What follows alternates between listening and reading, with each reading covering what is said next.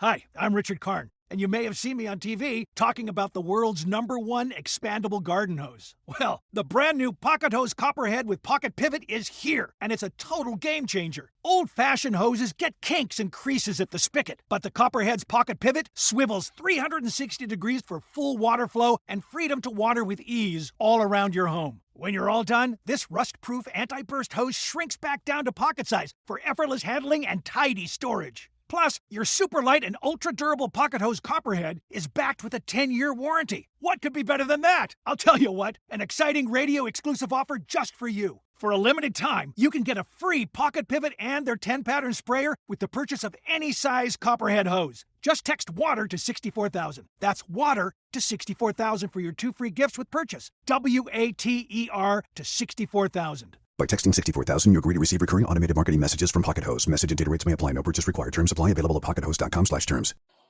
Stop right there. Yeah, you. If you like all things entertainment, current events, or Hollywood, then look no further. Creator to Creators, hosted by director Meosha of Horror Noir, interviews filmmakers and creatives from around the world. Join in on the fun, guest celebrities, and informative information to have as a creator. Hit subscribe and stay connected to Creator to Creators. Hi guys, welcome to another episode of Creator to Creators today. Today we have a special guest. Jason Scott Goldberg. Ooh, what a name. Like, first and foremost, your name is just awesome. Like, it just demands attention. The name is pretty familiar with Hollywood. I'm Jewish. There we go. It is what it is. Kept it, what else is going to change to? It's Jason Goldberg. There's a billion of us. Jason Scott Goldberg. Divvy it up a little bit, just kind of, if you go to IMDb, you could kind of find me. Oh, wow. Tell me from the beginning. First of all, I met you from a writer's group, which was amazing that we're in. Shout out to Aaron.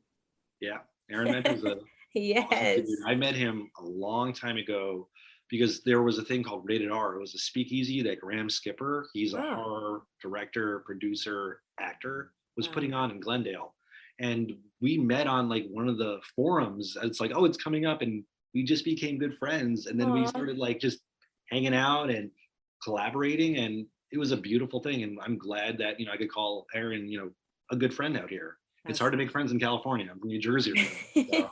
Right, exactly. Yeah, that's what I was going to ask you. Like, what was your, like, growing up, like, where did you grow up and what was your childhood like? Grew up in central New Jersey, about 30 minutes from Manhattan. And so the suburbs. I went to kindergarten with a small group of kids. It was about 120 of us, and about 122 of us graduated in high school. And so it was everybody I knew. It was small town, Main Street, ice cream parlor, 2 bars, very, very small. And I love that. And I went from there then to going to school in Boston, which is awesome, small, but big city. Yeah. And then getting my master's in TV film in Syracuse, which was basically stay on campus because there's not much to do because it's so cold. Yeah, I bet. Oh my God. And then I moved out to California, which has been it's been good to me. I worked in Manhattan for a while at the Howard Stern show, and that was really cool. But that's, commuting from Jersey and making your way through concrete jungle. New York there's nothing like it. It's really, really crazy. And having traveled and gone around the world and whatnot, I don't think anything will ever compare to it. Really? I always kind of compare like Boston and San Francisco are very similar to me, just because they're like, they're on the ocean, they're smaller, they're walking cities, kind of like walking towns. And New York, you just do those blocks and you're just drenched. And you can't do that in LA because you need a car. You need a car in LA, yes, definitely. What made you say like, yeah, okay, I'm gonna go to LA. Like, this is the move. Like, I mean, I was sick of the cold. I was sick of the cold, and New York is really known for, it was more like Saturday Night Live and Letterman. It wasn't really like the TV shows that they make out here, even though a lot of them are done in Atlanta, Vancouver, and South Africa and all over. I wanted to change of pace because I knew that if I lived in Manhattan, and if you're a production assistant, you're living in Jersey City or New Jersey and still commuting.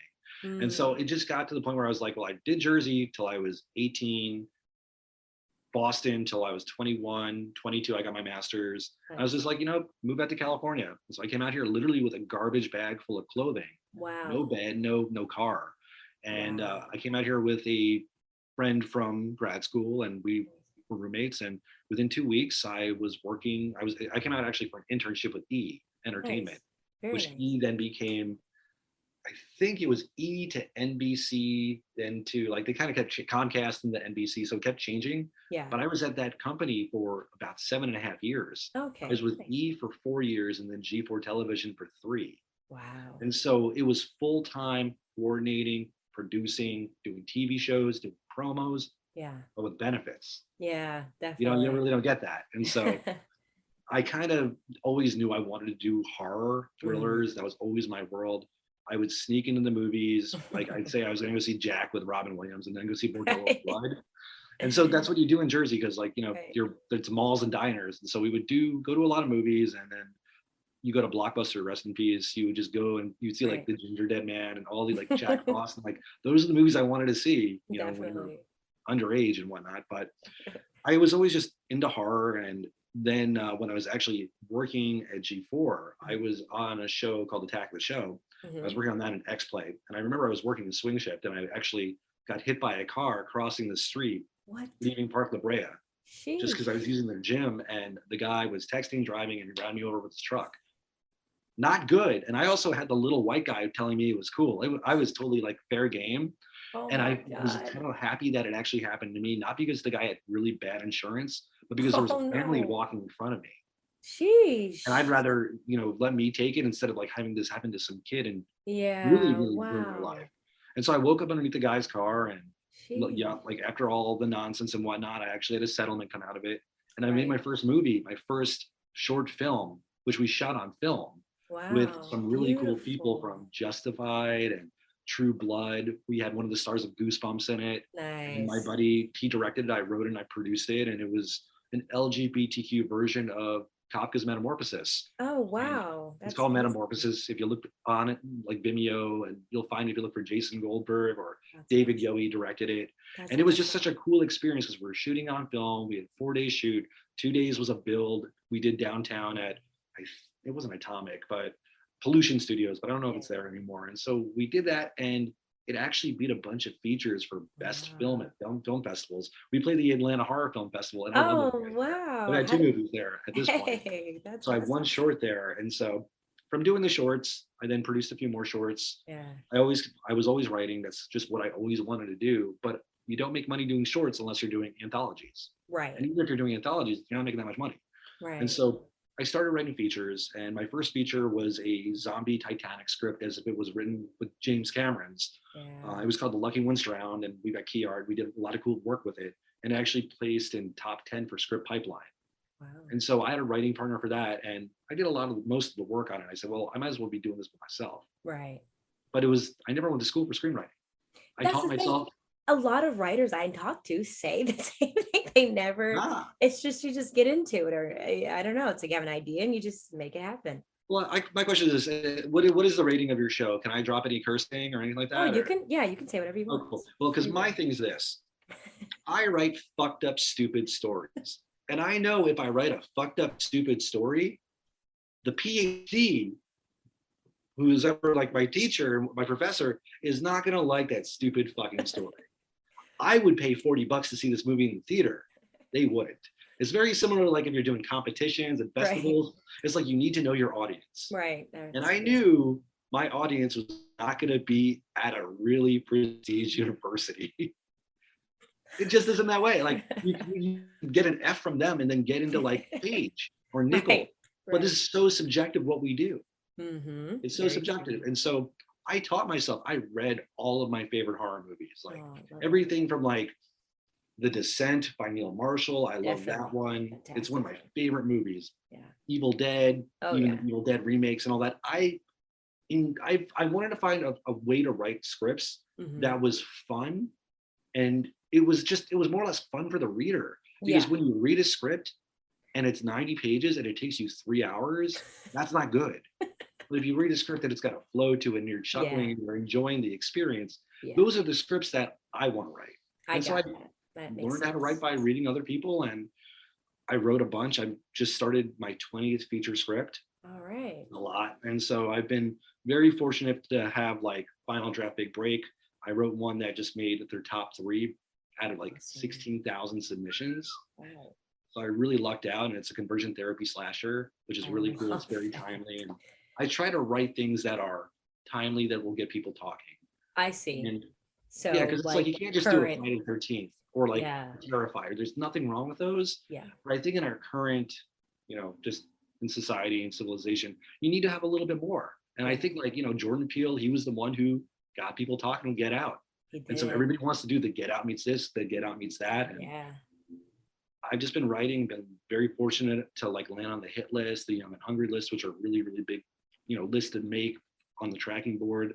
Definitely. Trying to think what else has been going on. I wrote and produced a movie. I try to wear a producer's hat when I write. Gotcha. Because if I'm just going to be writing giant Titanic scripts, no one's going to make them. And you've got to like then team up with a studio. I see. So it's much harder to like get a serious drama. I actually think dramas are easy if you don't have gore, if you don't have VFX, you don't have monsters. If you can do a comedy, you can do a drama, you can make one of those for really, really cheap. It just needs to be good characters and good story. Yeah. And that's where I came up with my first feature that I sold. It was called Stay Out of the Attic.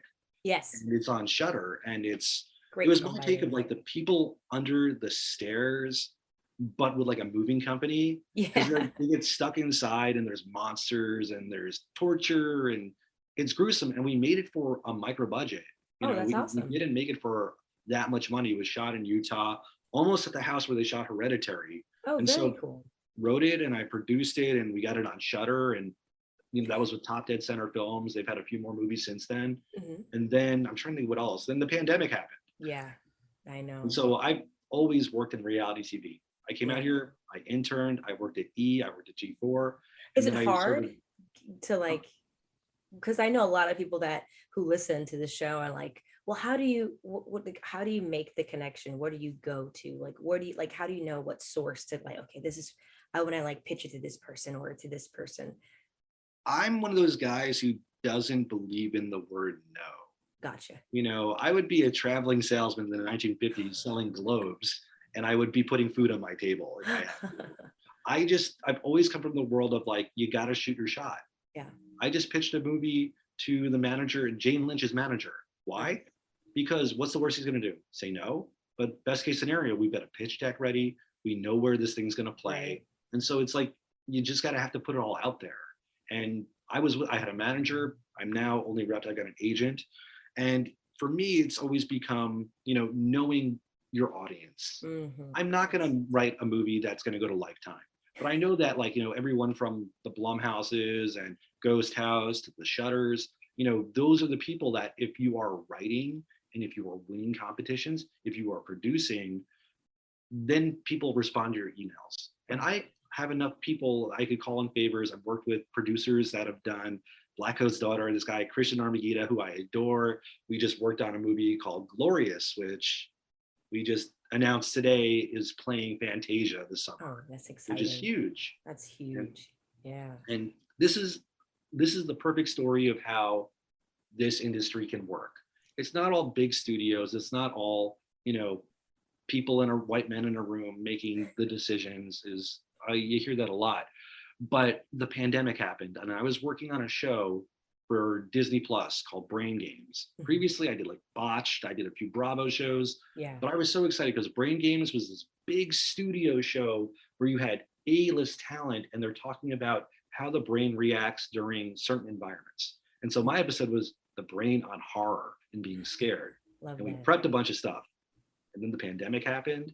And then my daughter, I've got a 4-year-old, her school shut down. Oh. And we had no idea when it was going to reopen. No clue.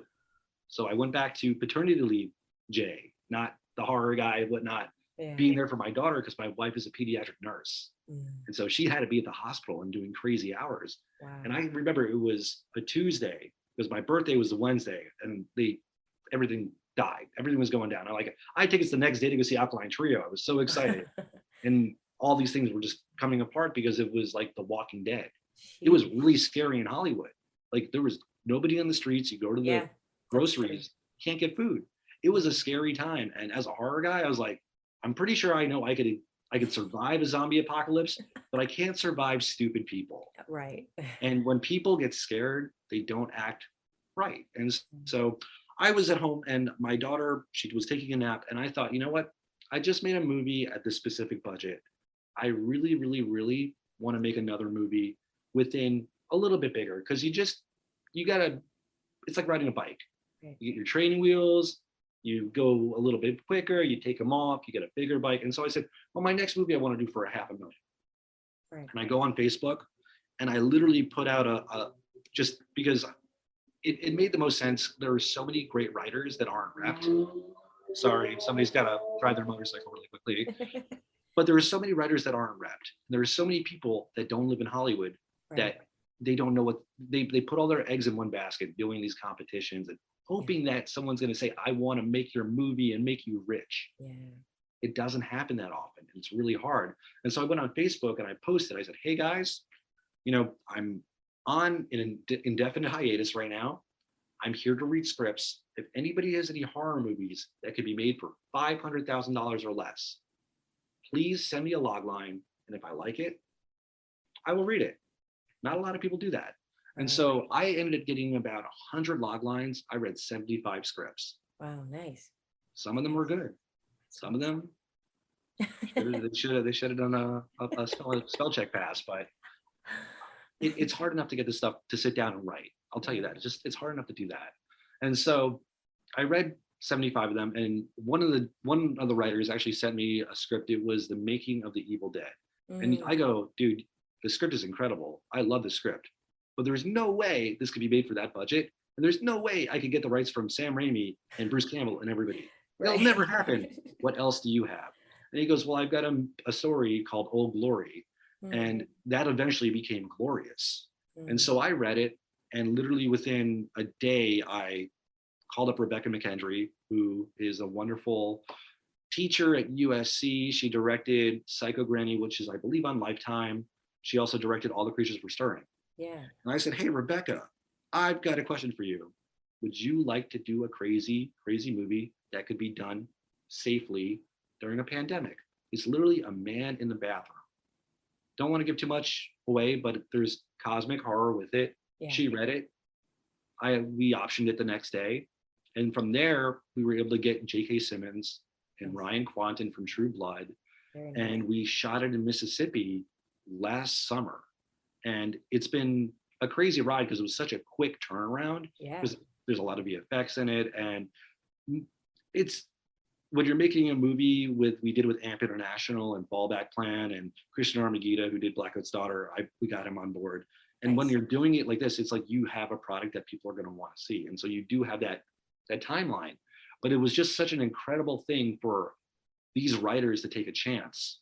And I read their stuff and I gave notes, and I was just, what else am I going to do? It's the middle of the pandemic. I've got time. Yeah. That's it. And so awesome. Josh Hull, who wrote the script, is in Indiana. And you know why he got a movie made with an Academy Award winner? Because you shoot your shot. Worst case scenario, someone's going to say no. Yep. And so, you got an Academy Award winner this time. And this is his first feature that's really, really being made. God bless him. It's so exciting. I can't wait to see what happens for him. Yeah. He's a good dude and very creative. And I love seeing good things happen to good people. Yeah, no, that's amazing that you did that. I mean, I think that's like beautiful that, you even read those, because you don't really hear these kind of stories. Like, it's like I do that. And then for BU and Syracuse, I always mentor people, reach out to me all the time. And, I'm happy to read anybody if they're willing to do the work. Yeah. Because I know it's hard to get anybody to read you. Like Christian the other day, literally, he goes, hey, I've got a project. I'm curious if I should take it on. He sends it to me, and some people take weeks, months to read. Yeah. 12 hours later, I said, hey, let's talk. So it's just like, I think, being a freelance, independent, horror, unscripted producer too, it's just kind of like, you've got to do the work and you got to put the work out there. Right. And if you do, you're going to get it back. And I've been very lucky that, we announced today that the movie's going to be on Shudder. It's a great home for it. I think people are going to be really excited. It really kind of has the tone of like Werewolves Within or Scare Me. Those are kind of like the movies I could really kind of compare it to, but I can't compare it to anything because it's very, very different. So if you liked Mandy, it's going to have like that type of element to it also. Nice. Rebecca did an awesome job. I can't wait to see what's next for her.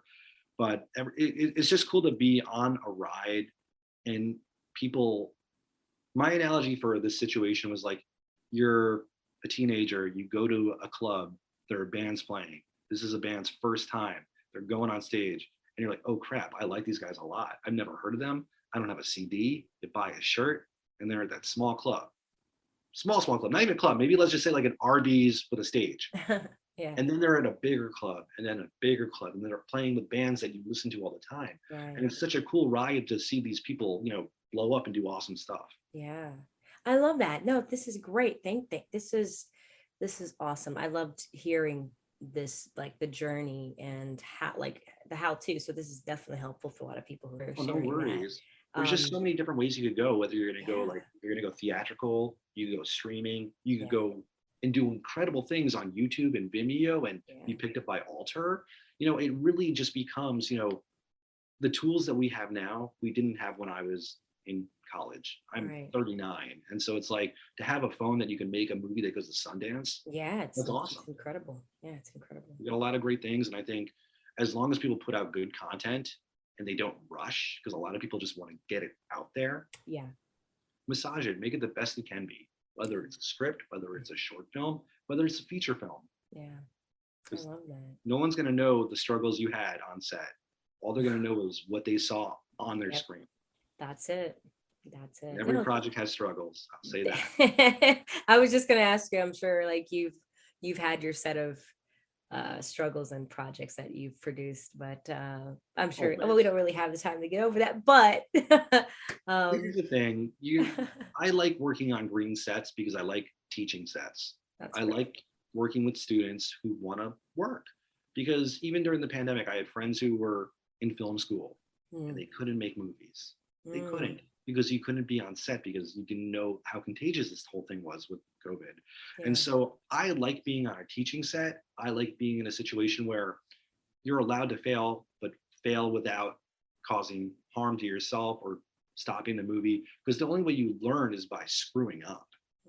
And you know, unless you've got a mentor and you're like really following them, things happen all the time. People break lights. Sometimes cars get dinged up. But the most important thing is that everybody does their due diligence so you don't have anything happen on set, like with what happened on Rust, or dealing with, you know, that poor camera operator, I think she was an AC, who got hit by a train. I'm one of those guys who goes by the books. You've got to be safe. You've got to be smart. You've got to dot your I's, you've got to cross your T's. Because in my book, a production assistant is just as important as an executive producer. Nice. Do you think, and this is honestly my last question. You can ask me whatever. You got me. My kid's not gonna be home for a little bit longer, so you can got me as long as you want me in the Okay. As long as you want. In that case, A deep dive. So because there's a bunch of writers that listen to this show. I've gotten so much feedback, and they're like, "This is so great." So they're excited to hear this. This is so great. So thank you for that. But what would you say, like, because you produce as well. Would you say a writer should just do a different genre if they have like a certain genre, like they're like, I'm sticking to action, I just want to do action movies? What would you say? Would you say no, like kind of venture out into different genres so there could be more possibilities and more jobs? If you want to do action and that's what you're going to write, an awesome action story, it's like if you want to do rom-coms. If that's what you see and that's what you would pay to see, write that. Write what you know, write what makes you happy. But just make sure, and I'll just for writers, I'm going to give them my own little, because I just do, like I said, fucked up genre movies. But I do subgenre. It's like I've got survival, I've got, you know, horror comedies, I've got a little bit of everything at different budgets. So if you're going to write action, do a small one, do a bigger one, do a studio one, and just keep yourself in a situation where when someone says, well, we're looking for like a action movie like Speed where it's going to be one person, and so you've got that option where you're like, oh cool, I've got a story that works for them, and you don't have to retool that one script that you do have. So play in the world where you want to play. If that's your sandbox, I'm going to give my own little, because I teach writing too. Nice. And here's my Jason Goldberg, how to write a script instead of just sitting at your final draft or whatever software you use and just typing. This is what I tell everybody. This is my how to write a script for dummies. And the first thing you do is you come up with your idea. You have a log line. I say that this is going to be the character, this is going to be the struggle, and this is the theme and what the movie's really about. You get a tight log line. From there, I do the next thing. I end up going into a formal outline where I go scene 1, scene 2, scene 3, scene 4, scene 5. And I've got all my characters in there. I have any dialogue that kind of pops in my head. But then you're looking at like a 9-page Word document that is just, you know that you've got 55 scenes. You've got a full feature there. Or you could say, well, this could also play as a TV series. Cool, I got 32, 42, half hour, is it an hour long? And then the little thing that I love doing, and it's what makes, for me, the movie, I go and create another Word document. In that Word document, it would be like going into Wikipedia and finding the plot of a movie. I don't do 1s and 2s and 3s. I write it out in paragraph form. Because at that point, you know you've got a flow to it. And if you've got a flow to a movie and you're like, oh, cool, you see the ups, you see the downs, cliffhangers and all that, at that point, you know this movie inherently because you've technically done 2 outlines. You've done your formal outline with your numbers on it, and then you've done your paragraphs, and you know what you need each scene to be and what's going to be the trials, the tribulations, the comedy that's going to happen to the characters. And then, only then, and all these things could take take 2 days when you jump into your feature. Because I know people who will just sit and write. They're like, I want to write a horror movie about this. I'm going to write The Conjuring 7. And then they're like, do. But they haven't thought about the characters. They haven't thought about the situations. They haven't thought about the gags, the horror. And so really that gives you such a great opportunity to kind of like, oh, wait, I had an even more fucked up idea. And you jump back into your outline and you highlight it red and you do what you got to do. And it's just always been the way I've done it, because if you know the story inherently, I don't need a final draft document to tell it. If I'm sitting with like in a pitch meeting with somebody, I go, oh yeah, I'm writing a story. It's about this meets this. And here's the setup. Here is some of the horror that happens. It's kind of the tone of an A24 meets this. They will say, well, you understand the story, the storytelling, and you could, just basically tell it. Like I'm right now working on a show called Life Below Zero, First Alaskans. And it's really a show about telling stories. And it's these people in Alaska, and so much of stories and history is told verbally. So if you're able to kind of do that elevator pitch and know your story inherently, and you could tell it and not be nervous, you've done your homework because you've already done all that work beforehand, writing it in Word before you went into your software to actually write your script. Well, it's about branding. You know this. You write the script, you know your brand. If you can, and you learn how to create the pitch decks for your projects. You work with cool artists, you get key art. That way, these words are now something visual. And you can say, hey, there is something marketable about this story right here. Check it out. And it's, you learn by doing, and really you learn by surrounding yourself with really, really talented people who are more talented than you. That's it. That's what I do. I am not brilliant, but I work hard. Oh, come on. You are. Come on. You're amazing. So where can people find you on social media? Social media, I am on Facebook, J. Scott Goldberg. I am on, and that's Jay. If you go on to Twitter, it's J, the letter J by itself, Scott Goldberg. And I believe on Instagram it's the same exact thing, with just the letter J, Scott Goldberg. I'll probably be in Fantasia pitching a couple projects in addition, promoting Glorious, which will be a lot of fun. I can't wait. So exciting. It is to go on this trajectory of going from like doing State of the Attic, which is small. We did like Atlanta. We played the South Africa Film Festival. Yeah, it's amazing. Going to a top tier genre festival. These are the trajectories that you want. And it's the realistic trajectories, because it's like if you make a small movie and then you're making another small movie or smaller movies, then you got to have that growth. And so it's nice that, things like Rated R and these other horror type speakeasies exist, because it turns these people, the Anna Greens, the Joe Lynches, they become tangible people that you could talk to also. And you've got that, camaraderie of like, we're in this genre together, and I appreciate what you do, and I can't wait for you to see what I do next. Yeah. It's awesome. Like, I preach the hell out of you, Meosha. You're awesome. You're so cool. The work that you do is so dope. Oh, thank you. I'm sad that you're out of LA because I'm like, I just want to make something with you. I can't. I know we will, and we will. It's gonna happen.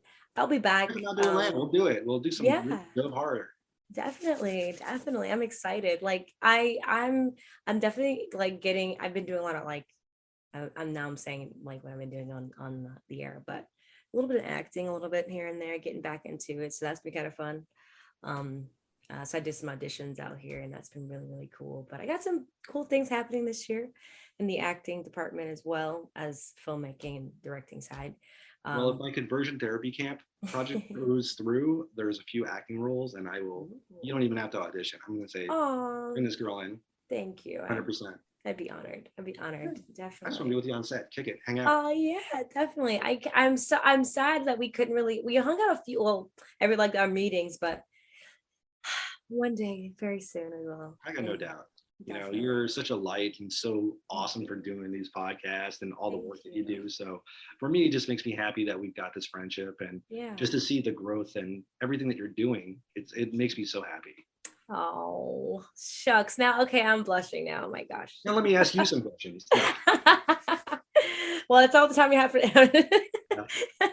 No, but thank you so much for coming on. It was a pleasure. And thank you for all the amazing advice that you gave to not only myself, but just all our listeners out there. I appreciate it. They appreciate it. And definitely come back for sure again. Yeah. And have more longer time. I was gonna say, if anybody reaches out to you personally saying, hey, I'd like to talk to Jay or yada, yada, feel free. Give them my stuff. All right. I will. I adore you. Thank you for having me. Same. Thank you. And thank you guys for listening. And always remember to live, love, laugh. Bye, everybody. Take care. Thank you for listening.